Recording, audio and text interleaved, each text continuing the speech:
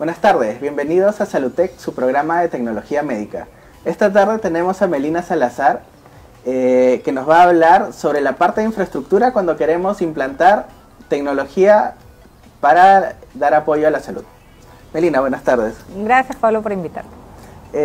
Melina, quería preguntarte, hoy en día, por ejemplo, en un consultorio, digamos, yo tengo mi máquina de ultrasonido, tal vez un rayos X, pero todavía está medio desconectado. Si yo quiero traer tecnología al consultorio, ¿qué debería considerar? A ver, hay un tema que los médicos normalmente al querer comprar tecnología piensan de que comprando lo último van a estar trabajando óptimamente y no se preocupan mucho de la parte de implementación, es decir, qué tipo de electricidad es la que necesite el equipo médico, qué tipo de preparación en el caso del cuarto o en esta sala de atención se necesita en el caso de poner, por ejemplo, radiología. Okay. O qué tipo también de conectores especiales o cables a tierra debería tener estos equipos médicos. Y eso es lo que normalmente nosotros estamos acostumbrados a apoyar a la gente cuando compre este tema de equipamiento médico, ¿no? Que es muy distinto a poner un televisor, pues, ¿no? Ok, entonces, por un lado me has hablado de la parte eléctrica, ¿no?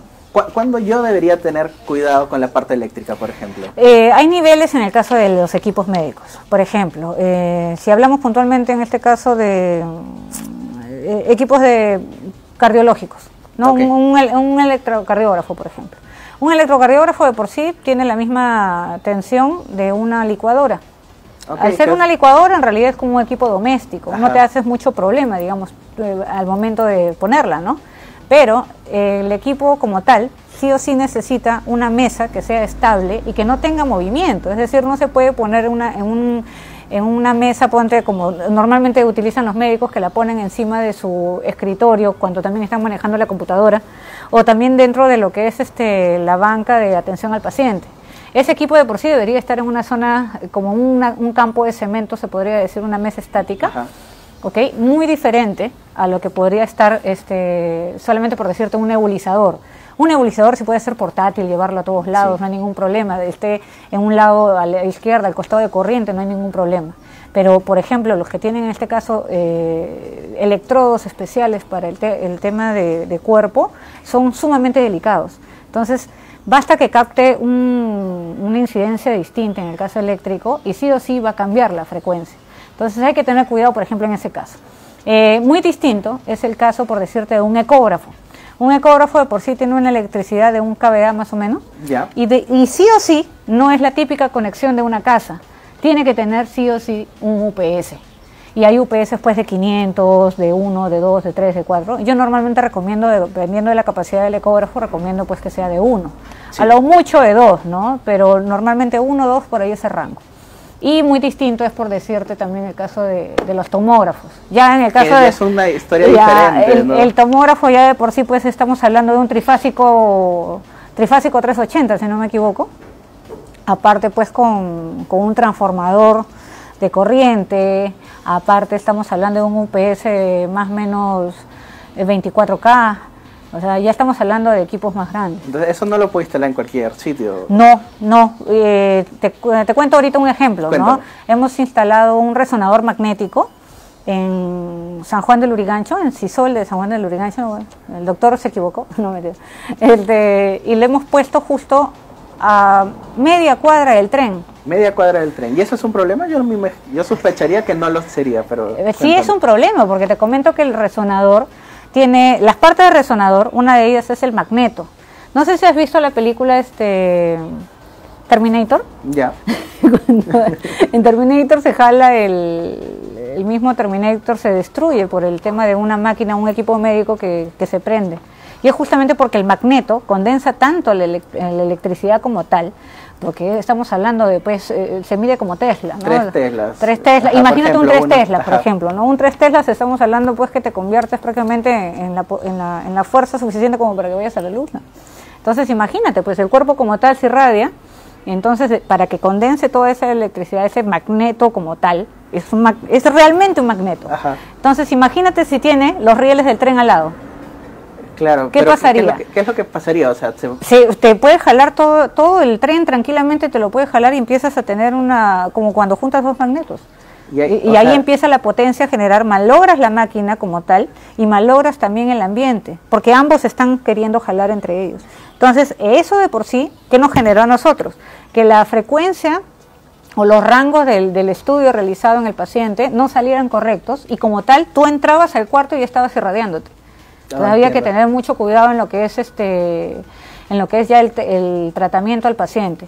Ya ha habido casos también en el caso de, por ejemplo, un caso conocido que ha salido en internet de un niño que entró con su balón de oxígeno y el balón de oxígeno como tal voló porque justamente pues entró cuando la máquina estaba funcionando. Entonces hay que tener mucho cuidado, ¿no? Imagínate cuando lo tengan conectado, de alguna manera pues hay que tener previsiones al respecto, ¿no? Y este tema del resonador que estaba cerca de las líneas del tren, ¿tiene solución o es como lo cambio de sitio? Llevo el hospital a otro lado. Te cuento que yo la mejor solución que le encontré fue justamente sacarlo de ese lugar y cambiarlo de sitio.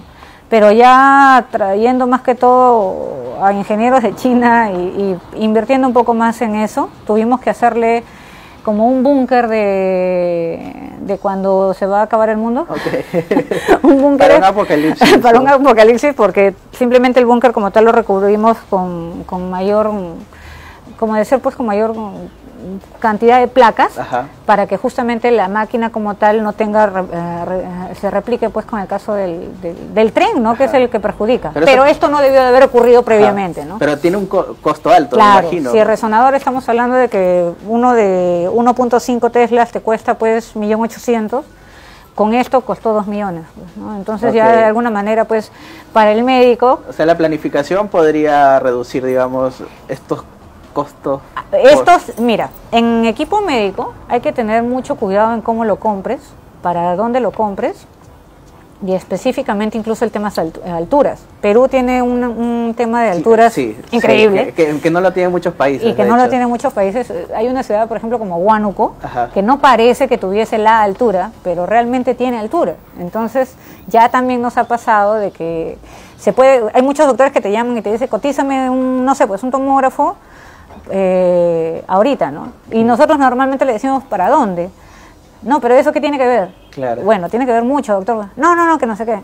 Y a veces no quieren, pues, ¿no? Pero en realidad cuando tú les preguntas, una cosa es cotizar un tomógrafo instalado para Lima y otra cosa para Huánuco, Puno, otra cosa para Huancayo, otra cosa para Chiclayo. Entonces, conforme las alturas varían, también varían... ¿Y la temperatura o solo altura, digamos? La altura, temperatura de por sí, el equipo médico siempre tiene que estar en 13 grados a 17 grados. Ah, ok. No puede estar... un rango estrecho. Tiene un tema de ambientación adecuada. Sucede igual con cualquier equipo médico. Por eso normalmente vas a encontrar que los hospitales son fríos. Me imaginaba que tenía que haber una explicación. Claro, es porque justamente la temperatura ambiente del equipo médico no puede ser la misma corporal, ¿no? Es más, hay casos en los equipos de tomografía y resonancia donde tienen que estar, si se puede, a 8 grados. Por eso cuando tú entras, estás que te congelas en el resonador, ¿no? Pero en realidad no es que la máquina como tal tiene que estar a esos grados. Tiene que estar eso. Y eso pues hace que la máquina te dure años. Estamos hablando pues de máquinas de que por sí tienen una vida útil, que solamente la tecnología lo cambia, ¿no? No es un tema, la máquina va a seguir ahí toda su vida. Claro, y también supongo que tener todos estos cuidados extiende la vida útil de la máquina. Y que no es una inversión pequeña tampoco, ¿no? De estas máquinas. En Perú normalmente la gran cantidad de médicos emprendedores están comprando equipos justamente para pasar de consultorios a clínicas, después a superhospitales, ¿no? Tengo un caso de un doctor de Pucallpa que empezó con un consultorio pequeñito y anda, mira, ahora la señora clínica que se maneja. Entonces, pero ellos han sido médicos conscientes que la parte de preinstalación es muy importante, ¿no? Ya he tenido casos de que han tenido que desconectar el ascensor, imagínate, para poder instalar su equipo, ¿no? Trabajamos mucho de la mano por ejemplo, con Luz del Sur, con por los Luz Centro, por todo, porque necesitar. Normalmente pides cambio de voltaje en la zona donde está. Por eso siempre se dice que cuando se va a comprar un equipo médico hay que ir a la zona donde lo vas a instalar a revisar, ¿no? Normalmente la mayoría de empresas que venden equipos médicos te incluyen el servicio de preinstalación, pero como asesoría, ojo, ¿no? Porque igual pues cambiar los requerimientos de electricidad, el tema de ambientación, por ejemplo, el tema emplomado, sí depende, tiene que salir por cuenta del doctor, que es parte de la implementación, que es igual que la compra del equipo, ¿no? Entiendo. Entonces, todas estas cosas, esta preparación, digamos, les podríamos recomendar a los médicos, digamos, emprendedores, que lo tengan en cuenta, ¿verdad? A los médicos emprendedores y a los hospitales que también no lo toman en cuenta. ¿Qué hospitales también?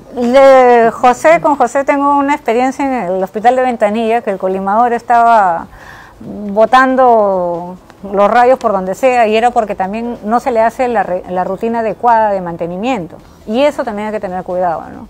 Entonces, en realidad solamente recalcar de que cualquier equipo médico necesita un tema de preinstalación.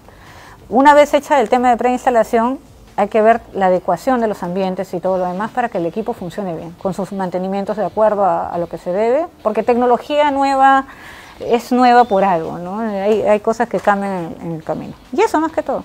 Listo. Muchas gracias, Melina. Invitamos a toda institución de salud, a los emprendedores médicos, a tomar muy en cuenta esta etapa. Muchas gracias.